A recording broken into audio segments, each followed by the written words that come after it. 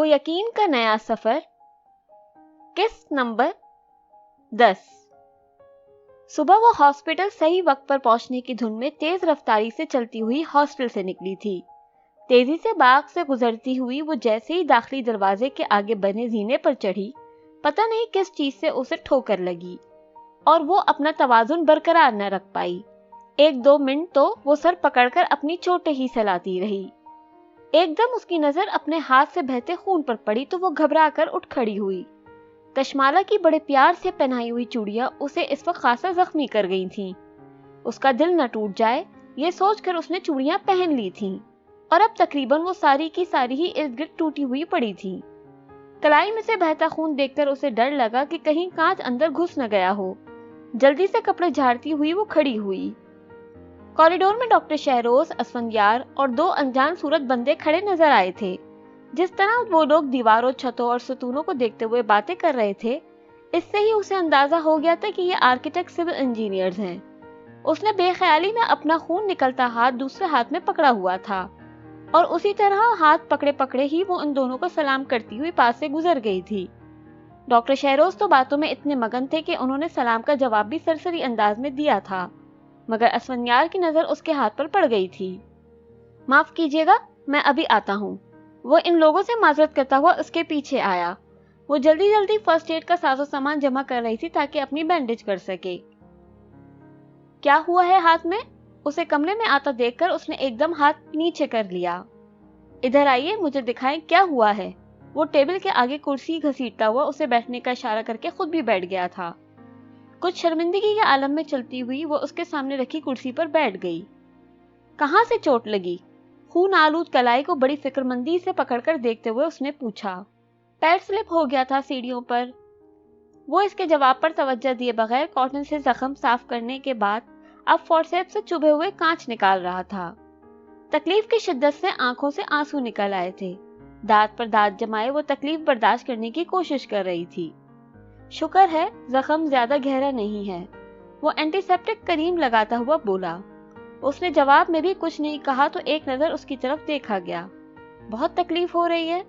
उसकी आंखों में आंसू देखकर उसने आहिस्तगी से पूछा तो उसने तकलीफ की शिद्दत के बावजूद नफी में सर हिला दिया और उसके इस तरह सर हिलाने पर वो हंस पड़ा।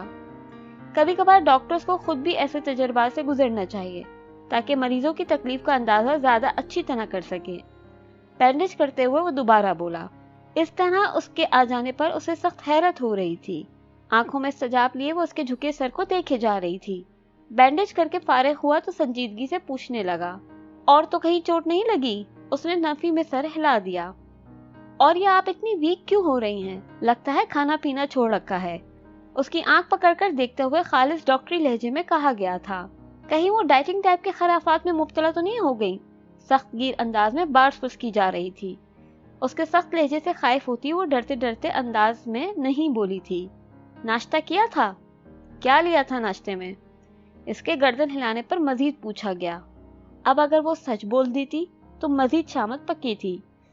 नाश्ते के नाम पर 1 कप चाय का पीने पर तो जो कुछ ना सुनना पड़ता कम था, मगर वो इसके झूठ बोलने से पहले ही बोल पड़ा था।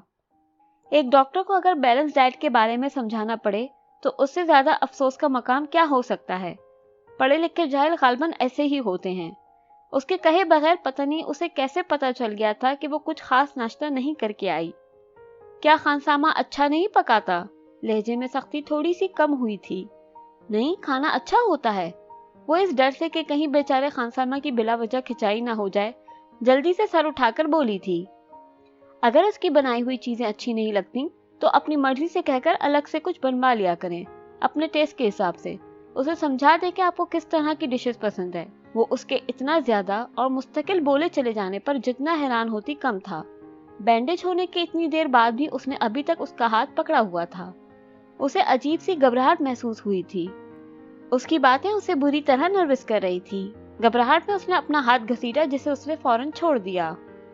अब आप जाकर आराम कीजिए, लेकिन आराम से पहले कुछ खा जरूर लीजिएगा। वो इस फराख दिलाना पेशकश पर भौंकला गई थी। मैं ठीक हूँ बिल्कुल, वो इसकी आंखों में देखने से गुरेज करते हुए मोहतात अंदाज में बोली थी। आपको ये शो करने का बहुत शौक है कि सारे हॉस्पिटल का बोझ आपने अपने कंधों पर उठा रखा है। اور ہم سب اتنے ظالم ہیں کہ بیماری میں یا کسی تکلیف میں بھی آپ سے کام لیے جاتے ہیں۔ وہ ایک بار پھر تیز لہجے میں بولا تھا۔ یا اللہ، آج انہیں ہوا کیا ہے؟ دل تیز سے دھڑکتا محسوس ہو رہا تھا۔ جا کر اپنے کمرے میں آرام کریں، بیڈ پر لیٹ کر اپنی پسند کا کوئی اچھا سا میوزک سنیں اور آنکھیں بند کر کے کسی ایسی چیز کے بارے میں سوچیں جسے سوچ کر آپ کو خوشی ہوتی ہو۔ یقین کریں، یہ بڑا آزمودہ نسخہ ہے کسی بھی ٹینشن یا ڈپریشن سے نجات پانے کا۔ میں تو جب بھی ڈپریسڈ ہوتا ہوں یہی کرتا ہوں۔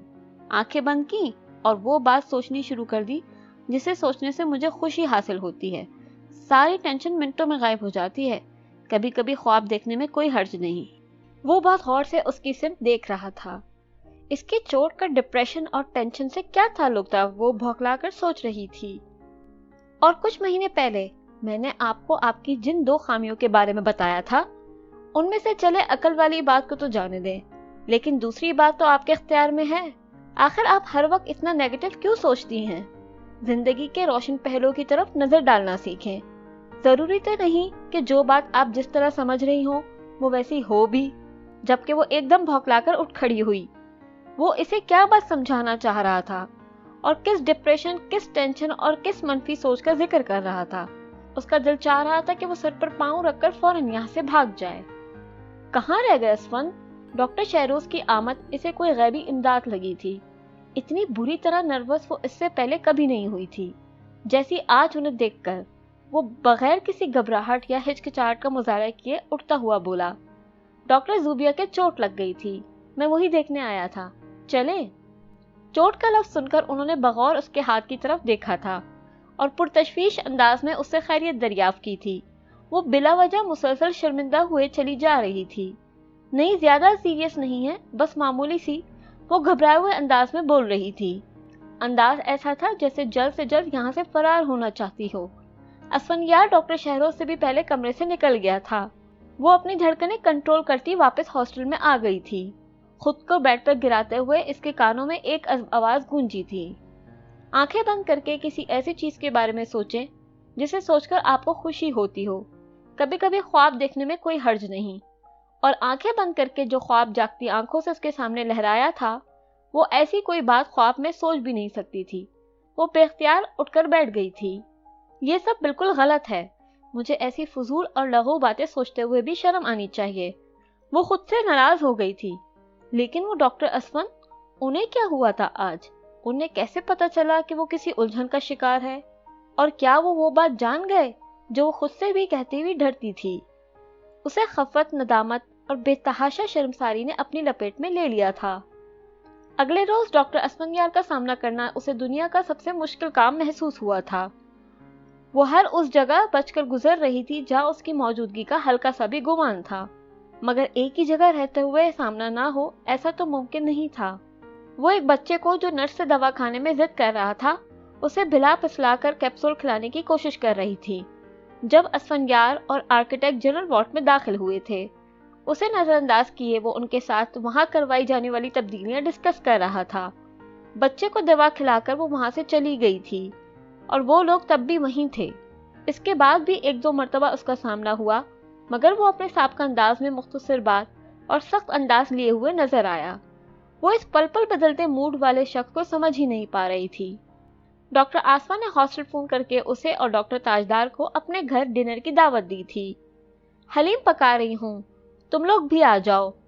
کوئی ایمرجنسی نہ ہوتی وہ دونوں میاں بیوی تو اتوار کا دن گھر پر آرام کرتے ہوئے گزارنا پسند کرتے تھے۔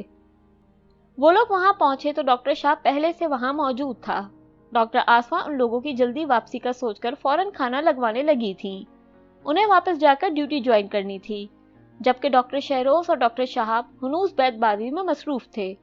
دونوں کا شعری ذوق قابل ستائش تھا اور اکثر ہاسپٹل میں بھی دونوں ایک دوسرے کو کوئی نئی نظم پڑھی ہوئی یا غزل پڑھی ہوئی سنائے پائی جاتے تھے۔ ان لوگوں کے آنے سے پہلے ہی وہ اس کام میں منہمک تھے اور اب بھی سلسلہ جاری و ساری تھا۔ اچھے اشعار اسے بھی یاد رہ جاتے تھے، اس لیے وہ اس محفل کو انجوائے کر رہی تھی، جبکہ ڈاکٹر تاجدار صرف یاہو، مقرر اور ارشاد کہہ کر ان دونوں کو بیک اپ کر رہا تھا، ورنہ شعروں ویروں میں اسے کوئی دلچسپی نہیں تھی۔ ابھی وہ یہ بات سوچ ہی رہی تھی کہ انہوں نے سب کو انوائٹ کیا اور اسفندیار کو نہیں بلایا۔ اسی وقت گیٹ پر بیل بجی اور تھوڑی دیر میں وہ لاؤنج میں موجود تھا۔ ایک جگہ ضروری کام سے جانا تھا، مگر آپ کا میسج ملا تو فوراً آ گیا۔ وہ ڈاکٹر آصفہ سے مخاطب تھا۔ بس اب ہار مان جائیے ڈاکٹر صاحب، ریس سے اب آپ کو مزید کوئی بھی شعر یاد نہیں آ سکتا۔ بیت بازی کرتے وقت وہ لوگ جیسے ہی اندازہ لگاتے کہ مخالف پارٹی کے پاس فلاں حرف سے شروع ہونے والے اشعار کی کمی ہے، کوشش کرتے کہ زیادہ سے زیادہ اسی پر ختم ہونے والے شعر سنائے جائیں۔ ڈاکٹر شہاب ہار ماننے والی بات نظر انداز کر کے مسلسل سوچے جا رہا تھا، مگر آثار بتا رہے تھے کہ سارا اسٹاک ختم ہو چکا ہے۔ رے کا رنگ پیراہن کا خوشبو زلف لہرانے کا نام، رنگ پیراہن کا خوشبو زلف لہرانے کا نام، موسم گل ہے تمہارے بام پر آنے کا نام۔ صوفے پر بیٹھتے ہوئے اسفندیار نے شہاب کی مشکل حل کر دی تھی۔ ارے آپ کی یہ خوبی تو آج پتہ چلی کہ آپ لٹریچر میں بھی دلچسپی رکھتے ہیں۔ ڈاکٹر شہاب خوشی کے ساتھ ساتھ حیران بھی ہوا تھا۔ وہ جواباً مسکرا دیا تھا۔ ڈاکٹر شہروز اسے بغور دیکھ رہے تھے۔ آپ کو میرا شعر سنانا فاؤل لگ رہا ہے تو میں اسے واپس لے لیتا ہوں۔ وہ ان کی نظریں محسوس کر کے فوراً بولا تھا۔ نہیں بھائی، ایسی کوئی بات نہیں۔ وہ خوش دلی سے مسکراتے ہوئے گویا ہوئے تھے۔ اسی وقت ڈاکٹر آصفہ نے کھانا لگ جانے کی اطلاع دی تو وہ سب ڈائننگ روم میں آ گئے۔ کھانے کے دوران بھی ان لوگوں کی شعر و شاعری جاری تھی۔ باقی تمام لوگ کھانے سے انصاف کرنے کے ساتھ ساتھ ان دونوں کو داد بھی دیتے جا رہے تھے۔ وہ لڑکی اچھی لڑکی ہے، تم نام نہ لو ہم جان گئے۔ وہ لڑکی اچھی لڑکی ہے، تم نام نہ لو ہم جان گئے۔ وہ جس کے لامبے گیسو ہیں پہچان گئے پہچان گئے۔ ڈاکٹر شہروز نے شعر سنانے کے ساتھ ساتھ جس طرح اس کی طرف دیکھا تھا، وہ نظریں اسے حواس باختہ کرنے کے لیے کافی تھیں۔ اسے دیکھنے کے بعد وہ اسفندیار سے اپنے شعر کی داد طلب کرنے لگے۔ کیسا؟ بہت اچھا، وہ تعریف کرتا ہوا بولا۔ اچھا نہیں اچھی، ڈاکٹر شہروز نے اسے ٹوکا تھا۔ لیکن آپ تو شعر کی بات کر رہے ہیں، وہ پر اعتماد انداز میں مسکراتے ہوئے گویا ہوا تھا۔ یہ آپ لوگوں نے کورس میں باتیں کیوں شروع کر دی؟ یہ اچھا اچھی کیا ہے؟ ڈاکٹر آصفہ نے مداخلت کی تھی۔ کچھ نہیں، یہ ذرا ہمارے آپس کی خاصی کانفیڈینشیل قسم کی بات ہے، وہ کہہ کر لگا کر ہنستے ہوئے بولے تھے۔ اس نے بے اختیار سر اٹھا کر اسفندیار کی طرف دیکھا تو وہ بڑے سکون سے بیٹھا مسکرا رہا تھا۔ ڈاکٹر شہاب جوابی شعر سنانے لگا تھا اور باقی افراد بھی اس کی طرف متوجہ ہو گئے تھے۔ اس کے دیکھنے پر اسفندیار نے بھی اس کی طرف دیکھا تھا۔ ہمیشہ سنجیدہ تاثرات والے چہرے پر بڑی دلفریب مسکراہٹ بکھری ہوئی تھی، آنکھوں سے جھانکتی شرارت اور شوق سی چمک۔ وہ صرف ایک پل کے لیے اس کی سمت دیکھ پائی تھی۔ کیا ہوا زوبیہ، تم کچھ لے نہیں رہی؟ ڈاکٹر آصفہ نے ڈش اس کی طرف سرکاتے ہوئے خالی پلیٹ دیکھ کر ٹوکا تھا۔ میں لے چکی، بہت مزیدار حلیم بنائی ہے آپ نے۔ وہ مختصر سا فقرہ اس وقت کتنی دقتوں سے بول پائی تھی اس کا دل جانتا تھا۔ اپنا احمقانہ انداز میں سر جھکانا اور اسفندیار سے نظریں چرانا اسے جتنا بھی برا لگ رہا ہو، مگر اس وقت وہ خود کو اس کیفیت سے نہیں نکال پا رہی تھی۔ سر جھکائے ہوئے بھی وہ محسوس کر سکتی تھی کہ بظاہر سب کے ساتھ باتیں کرنے کے باوجود وہ مسلسل اسے فوکس کیے ہوئے ہے اور اس کے چہرے پر بکھرے رنگوں اور گھبرائے ہوئے انداز کو انجوائے کر رہا ہے۔ کھانا کھاتے ہی اسفندیار فوراً چلا گیا تھا۔ وہ اور تاجدار بھی قہوہ پیتے ہی اٹھ گئے تھے۔ کہیں کوئی تبدیلی نہیں آئی تھی، دونوں کے رویوں میں کوئی تغیر نہیں آیا تھا، مگر پھر بھی ایک انکہی سی بات تو درمیان میں تھی جو اگر اسے مسرت بخش رہی تھی تو خوش تو وہ بھی تھا۔ بظاہر معمول کے انداز میں کام کرنا، روٹین نبھانا، مگر دل جو خوش گمانیوں کے حصار میں آ چکا تھا وہ عام سی بات میں بھی کوئی خاص معنی نکالتا تھا۔ خجستہ اپنا معمول کا چیک اپ کروانے آئی تھی۔ یہ جوڑا مجھے شہباز نے لا کر دیا ہے، شہر گیا تھا کام سے، میرے لیے یہ جوڑا اور چوڑیاں لایا ہے۔